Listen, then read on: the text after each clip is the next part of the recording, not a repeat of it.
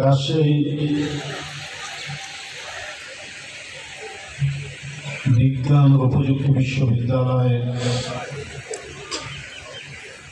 সাবেক ছাত্রদলের নেতাদের আয়োজিত এই অনুষ্ঠানের সভাপতি এখানে উপস্থিত রয়েছেন বিএনপির কোষাধ্যক্ষ সাবেক এমপি জনাব রাশিদুজ্জামান মিল্লাত, উপস্থিত রয়েছেন প্রকৌশলীদের সব খ্যাত দক্ষ নেতৃবৃন্দ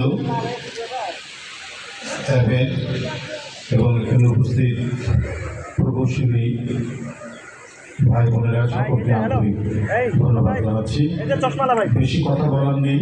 যে উদ্দেশ্য নিয়ে এখানে রুয়েটের সাবেক নেতৃবৃন্দ এই আয়োজন করেছেন সেই উদ্দেশ্য সফল করতে হবে, অর্থাৎ দরিদ্র এবং নিম্ন আয়ের মানুষের মাঝে ইফতার সামগ্রী বিতরণ।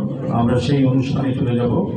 আমি শুধু এই কথাটুকুই শুধু বলবো, আমরা 16 বছর এক রক্তক্ষয়ী সংগ্রামের মধ্যে দিয়ে আজকের এই পরিস্থিতি কিছুটা স্বস্তির নিঃশ্বাস আমরা নিতে পারছি।